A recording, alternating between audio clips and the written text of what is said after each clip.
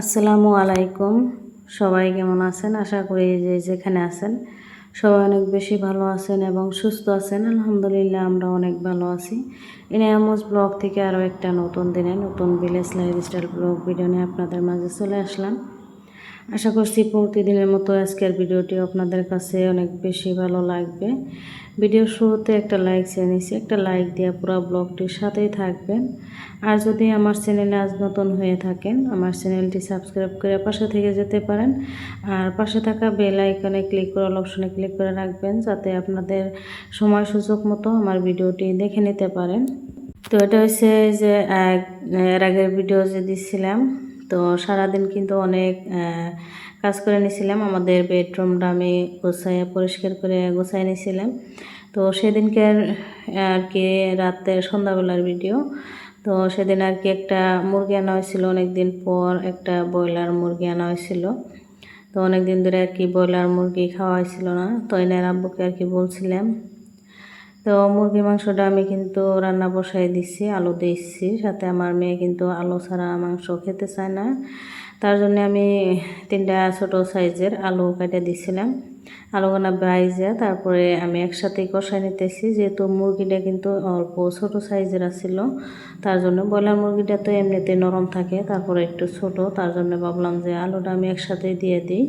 তো আলুটা বাইজে একসাথেই দিয়ে দিছিলাম, দিয়ে আর কি রান্না করে নিয়েছি।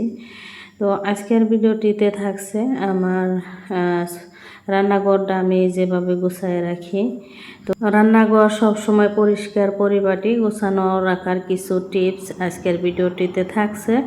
আশা করছি আপনাদের কাছে অনেক বেশি ভালো লাগবে। তো আমি যেভাবে আমার রান্নাঘরটা পরিষ্কার ও গুছিয়ে রাখি সব সময়, তো সেইগুলো আর কি আপনাদের সাথে শেয়ার করছি। তো এখন হয়েছে পরের দিন সকালবেলা, এই যে সবাই চা নাস্তা করে নিছি, নিয়ে কিন্তু আমি সাথে সাথে প্লেট বাটিগুলো আর কি ধোয়ার জন্য রেখে আসলাম। তো আমি ধুয়ে নিব। আর সাথে এই যে ডাইনিংয়ের উপরে যে আর কি খাওয়াইছে, তো ডাইনিংয়ের উপরে যে পড়ছে একটু চা পড়লে বা কিছু খাওয়ার সময় পড়লে, তো সেইগুলো আর কি আমি সাথে সাথে মুছে নিলাম। নিয়ে আমি যে বাসনগুলো আর কি ধুয়ে নিতেছি। আর কিছু হয়েছে যে আমার জার বেরোইছে, তো চাপাতে যে রাখি, তো সেটাও আর কি একটু ছিল। তো আমি ভাবলাম যে ওটাও আর কি ধুয়ে নেই। তো একটা দুটা করে কিন্তু টেমা আমার যখন আর কি লেত্রা হয় তখনই আমি সাথে সাথে ধুয়ে নেই। তো ওইগুলো আর কি আমি সবসময় আর কি শেয়ার করি না আপনাদের সাথে। তো আমার এত আর কি মনে থাকে না সব কিছু শেয়ার করতে, আর আমার কাছে এত ভালো লাগে না যে সব কিছুই আর কি দেখানো আর ভিডিও করাও জানা সব সময়, যেহেতু ছোটো বাচ্চা আছে তার জন্য।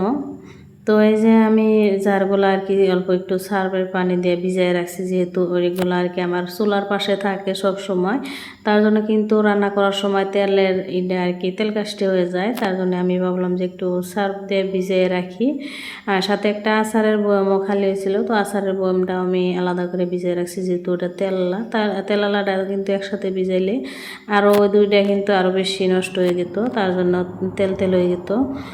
তার জন্য ওইটা কিন্তু আমি আলাদা করে ভিজিয়ে নিছি। আর এখানে যে কিছু কাপড় বের হয়েছে, তো কাপড়গুলো আমি মেশিনে দিয়ে তারপরে অন্যান্য কাজ করে রাখবো। তো আমার এই যে গ্যাসের চুলাটা দেখতে পাচ্ছেন, কুকারে ভাত রান্না করলে কি হয়, ফ্যান পরে। তো ফ্যান বা গাখের হোক, তো যখনই পরে তো আমি কিন্তু সব সময় সাথে সাথে মুছে নেই। তো এই যে ভাতটা রান্না করছি, রান্না করার জন্য কিন্তু এই যে ফ্যান পড়ছে, আর তার জন্য কিন্তু আমি ফ্যানগুলোর সাথে সাথে মুছে নিতেছি। তো একটু দেরি করলে কিন্তু ফ্যানটা একদম শুকায় যেত, মুছতে একটু সময় লাগতো বা একটু কষ্ট হইতো আমার। আর দেখবেন যে সব সময় কিন্তু আমি রান্না করার সাথে সাথেই কিন্তু আমি চুলাটা পরিষ্কার করে নিয়ে মুছে নেই। কারণ হচ্ছে রান্না করার সাথে সাথে চুলাটা যখন অল্প গরম থাকে, তো ওই সময় কিন্তু চুলাটা মুছে নিলে অল্প কম সময়ে একদমই সুন্দর করে মুছে নেওয়া যায়। তো আমি সব সময় গরম চুলায় আমি পরিষ্কার করে নেই। তো আমার এক বান্ধবী বলতে কি এর সাথে যে পরে, তো তার মা আসছিল এর আগের ভিডিও, কোন ভিডিওতে জানি আর কি আপনাদের সাথে শেয়ার করছি, যে তারা কিন্তু আমাদের বাড়িতে আসছিল। তো সেদিন আর কি আমাকে বলছিল যে আপনার চুলাটা কীভাবে এত পরিষ্কার থাকে, তো আপনি কি দেয়া মাজেন। তো আমাকে কিন্তু এটা জিজ্ঞাসছিল। তো আমি বলছি যে আমি তো এমনিতে কিছু দিয়ে মানজি না, সাবান সার্ফও দিই না যদি বেশি না হয়। তো আমি সব সময় কাপড় দিয়ে আর কি ভিজা কাপড় দিয়ে মুছে নেই। যারা না জানেন তো সব সময় রান্না করার সাথে সাথে চুলাটা মুছে নেবেন। দেখবেন যে গরম গরম চুলা থাকলে আপনার সার্ফ বা কোনো সাবানের প্রয়োজন নাই। তো একটা খালি ভিজা কাপড় দিয়ে আর কি মুছে নিলে একদম চকচকে হয়ে যাবে গ্যাসের চুলাটা। তো আমি কিন্তু এভাবে পরিষ্কার করে নেই। তো এই যে এখন আসছি যে ভিজিয়ে রাখা গ্যাসের চুলার এটাও আমি সার্ফের মধ্যে ভিজিয়ে রাখছিলাম। তো এই যে জারগুলা সব আর কি আমি ধুয়ে নিব। আর এই যে গ্যাসের চুলার যে উপরের কি স্ট্যান্ড বলেন আর যেটাই বলেন, তো এটা কিন্তু আমি একটা তারের মাজনি দিয়ে ঘষে নিলাম। তো খুবই সহজে আর কি পরিষ্কার করে নেওয়া যায়, আর একটু কষ্টটাও কম হয় যেহেতু তারের মাজনি দিয়ে আমি ঘষে নিতেছি। আর সার্ফ দিয়ে আগে থেকে ভিজিয়ে রাখছিলাম গরম তাই। আর দেখবেন যে গরম পাতিলি হোক বা এই যে গ্যাসের চুলা, এইগুলা গরম গরম আপনি ভিজাইয়ে সাথে সাথে ঘষে নিলে কিন্তু খুবই সহজে আর সুন্দরভাবে পরিষ্কার হয়। তো ওইগুলো আর কি আমি ধুয়ে বেসিনের এরিয়াটাও আর কি আমি ভালো করে ধুয়ে নিয়েছিলাম, ঘষে মাইজে পরিষ্কার করে নিছি। তারপরে এই যে গাছ থেকে কিছু পেয়ারা পেরে নিলাম। তো আমাদের গাছের পেয়ারা কিন্তু মাশাআল্লাহ অনেক সুন্দর, খেতে অনেক মিষ্টি। তো এই পেয়ারাগুলা তো কিছু পেয়ারা আর কি পেরে নিলাম, এনার আব্বু নিয়ে যাবে দোকানে আর কি খাবে, আর আমরাও খেয়ে নেব। তো এবার আর কি পেয়ারাগুলা এন্দুরে কাটে দিতেছে বেশিরভাগ, তো তার জন্য একটু পেরে নিছিলাম।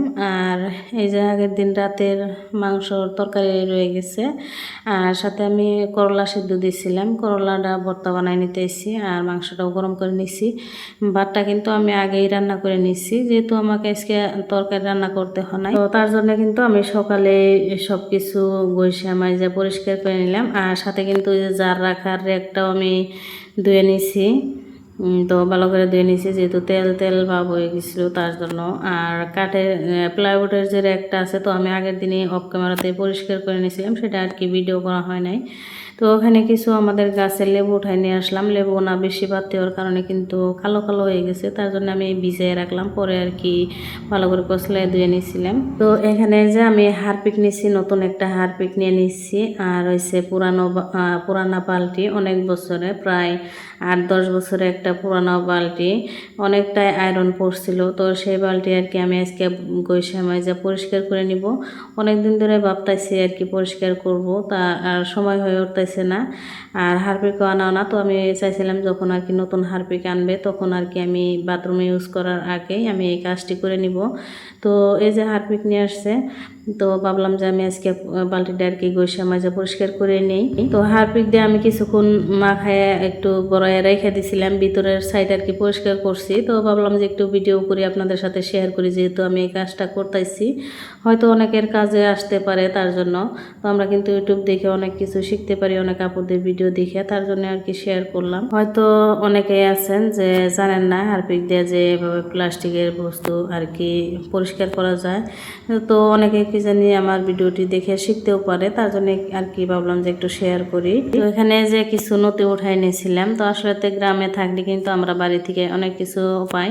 তো গাছ থেকে পেয়ারা গাছ, বাড়ি থেকে আবার লতি উঠাইছি, তারপরে হয়েছে লেবু। তো এসব আর কি অনেক কিছুই কিন্তু আমাদের কিনে খেতে হয় না। তো আজকের ভিডিওটি এই পর্যন্ত। সবার সুস্থতা কামনা করে আজকে এখানেই বিদায় নিচ্ছি। আল্লাহ হাফিজ।